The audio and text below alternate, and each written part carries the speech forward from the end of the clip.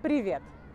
Сегодня я покажу вам 5 неизвестных, но невероятно интересных мест в старом городе Иерусалима. Надеюсь, что вас впечатлят древние христианские места и подземные туннели, связанные с масонством. Первое место, где мы уже находимся, это крыша Ешивы, учебного центра библейской Торы. Поднявшись сюда, нам открывается просто невероятный вид на Иерусалим. Слева христианский квартал, правее мусульманский, где можно увидеть храмовую площадь с мечетью купол скалы. Ниже мы видим стену плача, и за ней на горизонте Масличная гора.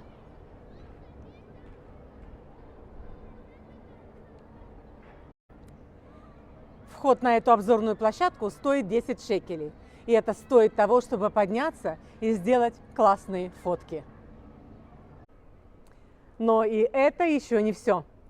Смотрите, макет второго Иерусалимского храма, воссозданный в мельчайших деталях.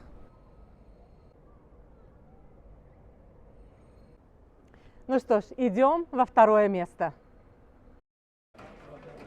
Второе место прямо здесь, под моими ногами.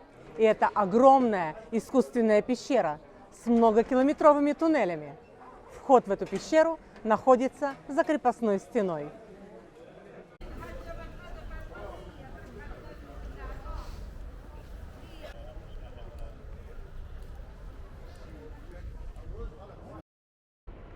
Пещера Цедекия или карьера царя Соломона.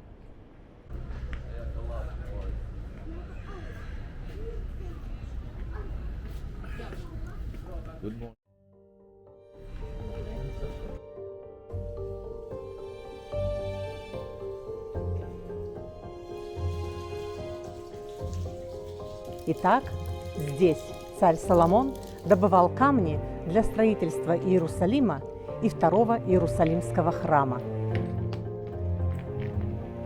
Другое название этого карьера – пещера Цедекия, потому что здесь царь Цедекия прятался от вавилонского царя Навуходоносора.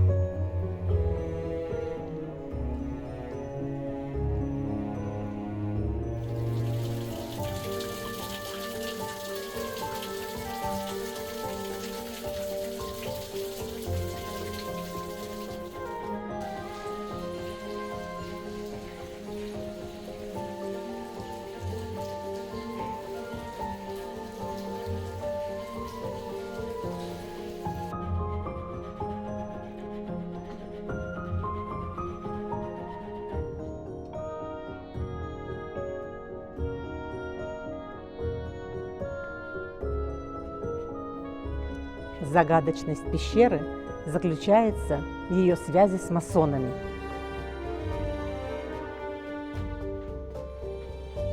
Один раз в год здесь происходит собрание масонов.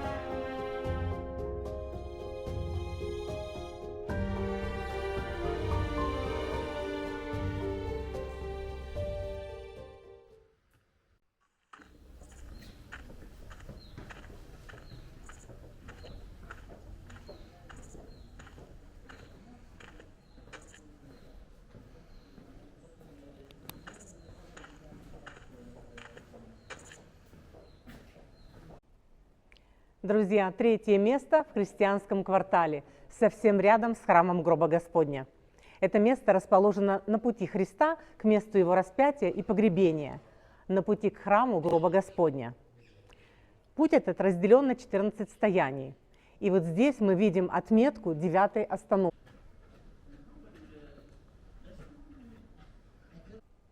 Сейчас мы войдем в церковь Елены. Это коптская православная церковь египтян-христиан. Но причина, по которой мы пришли сюда, не сама церковь, а то, что скрыто под ней.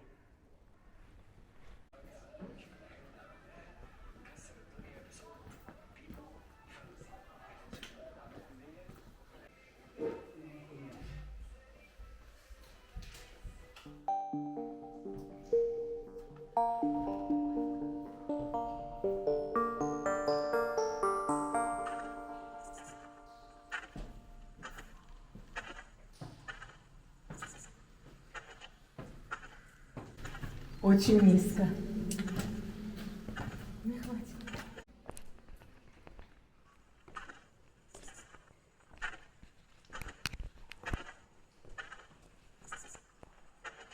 Ух ты. Вау. Слушай, какое эхо. Место, где мы сейчас находимся, это огромная цистерна, резервуар для воды, которая использовалась для нужд города и поставлялась в храм гроба Господня. Эта цистерна была построена в IV веке Еленой, матерью императора Константина. И это самое большое Иерусалимское водохранилище.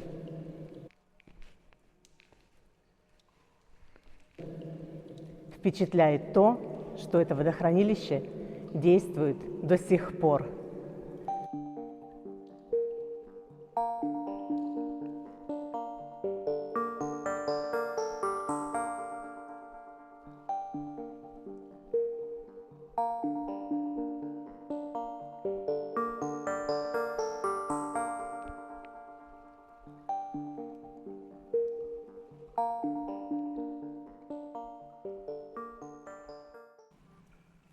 Друзья, место это просто фантастическое, как его эхо.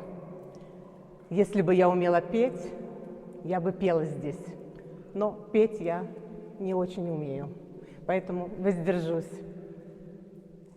Но слушать эхо – это просто нереально.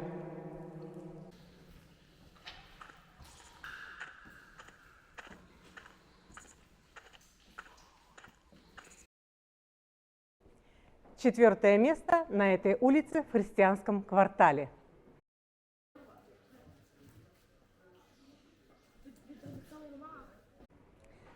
Самое интересное здесь внизу.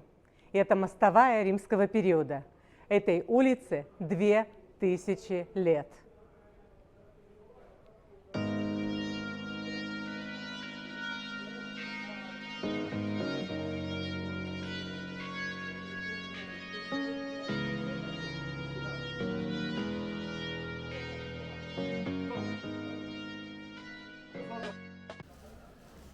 Мы снова вошли в мусульманский квартал и направляемся к следующему объекту – к Малой стене плача. Что такое стена плача? Это внешняя западная стена комплекса Второго Иерусалимского храма. А сейчас мы направляемся увидеть другую ее часть, малоизвестную часть. И находится она в мусульманском квартале.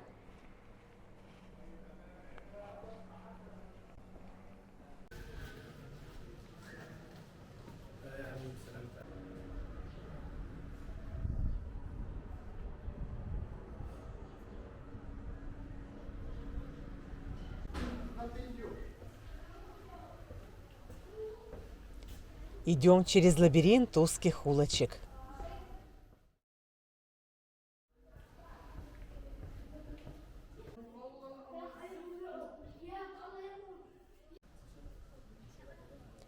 Эти зеленые ворота – вход на Храмовую гору, а нам налево.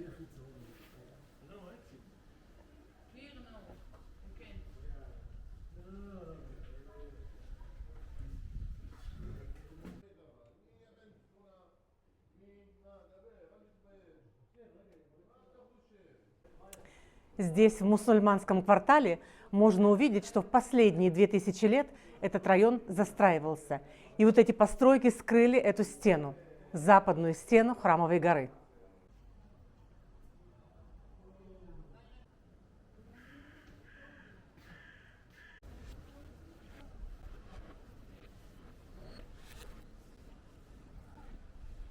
Но здесь мы вдруг обнаруживаем часть стены, которая была максимально приближена к храму.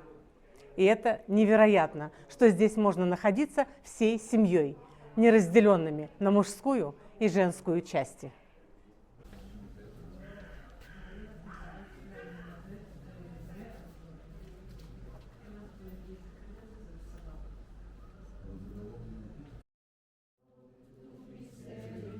Друзья, Если вам понравилось сегодняшнее путешествие, подпишитесь на канал и напишите, что еще вы бы хотели посмотреть в Иерусалиме.